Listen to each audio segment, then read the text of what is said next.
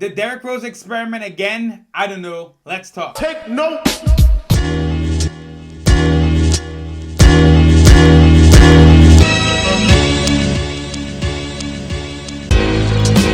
Big Beach! We're here. My man, Alan Houston. It's different this time. What's up, guys? What's up, guys? Welcome back to the channel. Just me right now. Quick talk about some of the trade rumors that came out today. So first off, we hear that teams are calling the Pelicans about Lonzo Ball and JJ Redick, and that the Knicks and Clippers are both interested in trading for Derrick Rose. I'm going to start with Derrick Rose. Obviously, we all remember his tenure here back in 2016. We looked a little promising at the beginning. Remember Derrick Rose? He's like, they're saying us in Golden State are the super teams. I remember that whole thing. Remember him disappearing randomly. I was at the Garden that day. I remember we were like, what the hell is going on? So, putting that aside for a bit, Derrick Rose, since New York, has kind of really cleaned up his act. I don't want to play it like that, because obviously he's been going through some stuff.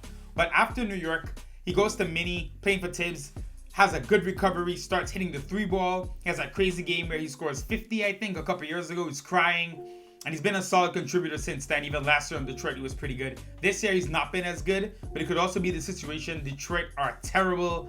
Their trading assets are going to start trading assets soon. Because at this point, it just doesn't make sense anymore with the season they're having to keep any of these old guys. So it's interesting. I don't know how I feel about it. Quickly is playing well. I want to see him still get the lion's share of the minutes. Even if he's not starting, Tibbs clearly doesn't feel like he's going to start him now. I want Quickly playing, 25 to 30 minutes a night. If you get Derrick Rose, who Tibbs trusts, that's the thing. Tibbs loves his guys. He will ride for his guys. Todd Gibson, you know what I mean? So Derrick Rose coming in, Tibbs will be giving him minutes. I don't know if he'll be starting him, but he's going to get minutes. So does Derrick Rose want to come here and play 50 minutes a game? Now, he was being an excellent mentor to Killian Hayes down in Detroit. They were talking, I saw a lot of reports in the beginning of the season, taking him under his wing, not being upset about being benched for him and really helping him develop. So there's maybe a scenario where Derrick Rose and Quickly can work as a point guard tandem. But what does this mean? What are we giving up? Chances are Detroit I think they're going to ask for Frank Ntilikina off bat.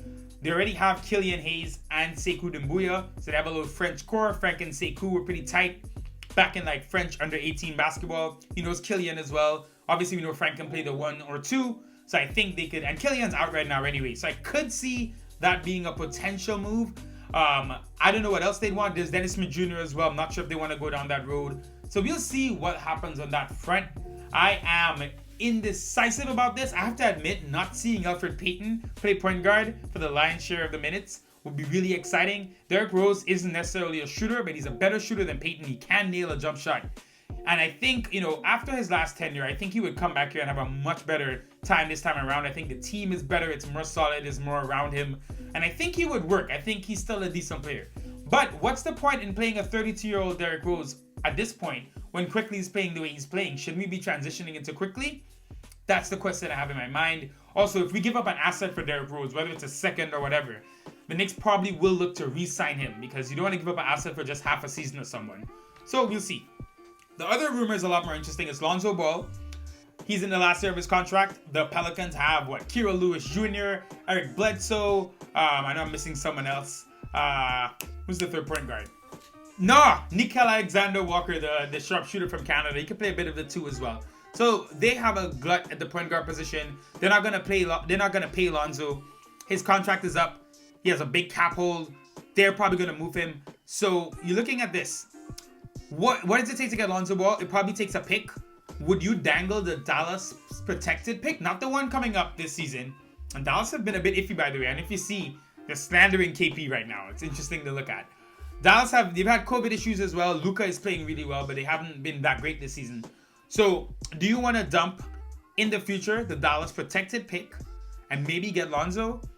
Does Lonzo and Quickly work? Now, the good thing about Quickly, he can play off ball as well. I think if you put him at the 1 or the 2, he's always going to be effective. Lonzo gets us someone who I think would be better than Payton, even though he still cannot shoot. It was looking better at one point. I think he's shooting 29% now from deep. So Lonzo would still be frustrating, but he's a good playmaker. I mean, this was the number 2 pick in the draft, right? So obviously a highly talented guy. I don't know. I'm interested in these trades to see what happens, but I think the bigger point here is, and as I've mentioned many times before, this front office is not going to sit by idly and let anything happen. They're wanting to see what's going on. You know, they're almost 20 games in now. Once we get to the trade deadline, they're going to start making moves. I think they're already seeing a lot of what they need to see and what they need to do to improve this team. So rest assured, there will be trades this season. Obviously, these rumors starting already. Leon and Brock Aller are going to work. These rumors are interesting. We do need to address the point guard situation clearly. Emmanuel is looking like a solution to that right in front of our faces, but we probably still need a backup. I don't think Frank has a future, to be honest, sadly, because I really think how Frank looked last year, especially towards the end. It would be so great if Quickly was a starter and Frank was a backup and it worked. The Frank that was playing off the bench months ago looked like a guy that would be the perfect backup combo point guard for us or whatever.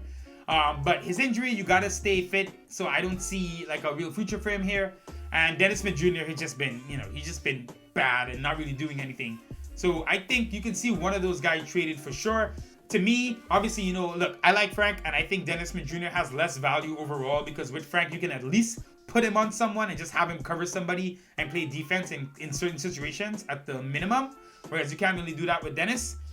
So we'll see. Interesting trade rumors. It's starting. Silly season's about to start again. But we play the Jazz tonight. We back at it with a post-game report later. Donovan Mitchell, you know, he's raring to go. We beat the Jazz a few weeks ago, and since then they've won like 8 games in a row. They've been killing it. So for us, it's a tough game into Utah. Always hard. Hopefully we can get a win there. Come back to the East Coast. Get a homestand going. All right, guys. Take care. Peace. Talk to you guys next time.